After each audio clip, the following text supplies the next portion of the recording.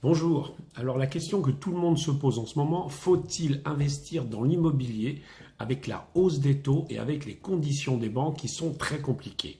On va vous donner les réponses de suite. En 2022, fin 2022, les 6 derniers mois, nous avons eu des difficultés pour avoir des prêts des banques en raison des taux d'usure beaucoup trop élevés, ce qui bloquait la plupart des crédits des clients.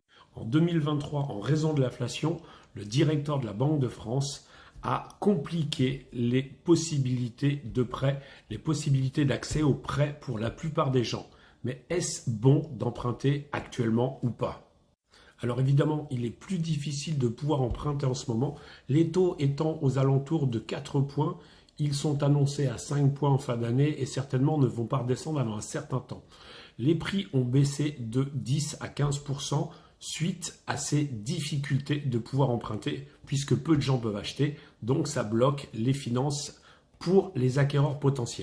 Mais si par exemple vous pouvez payer cash parce que vous avez vendu votre bien, là vous avez une chance énorme, c'est que les vendeurs négocieront beaucoup plus facilement avec des gens qui peuvent payer cash au jour d'aujourd'hui. Le mécanisme logique de l'immobilier, lorsque les taux sont bas, les prix sont très élevés, ce qui était le cas ces 2 dernières années. Nous avons vendu des biens à des prix complètement astronomiques. Aujourd'hui, les taux sont remontés, donc les prix de l'immobilier ont baissé d'environ 10-15% à l'heure où je vous parle. La télé annonce 8%, mais on est plutôt entre 10 et 15%.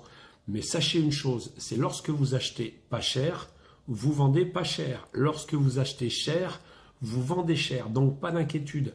Si vous devez vous loger, logez-vous et même n'attendez pas que les taux continuent à monter. La certitude, la règle, c'est que la pierre est la plus grande valeur sûre. Pourquoi? Parce que tout humain a besoin de se loger.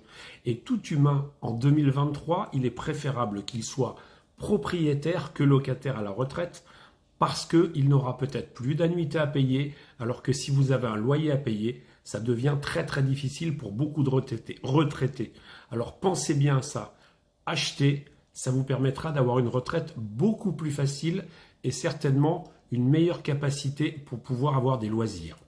Voilà, pensez bien à ce que l'immobilier est toujours quelque chose de positif, quelles que soient les conditions, parce que quand ça monte d'un côté, ça baisse de l'autre, mais dans tous les cas, vous en profitez.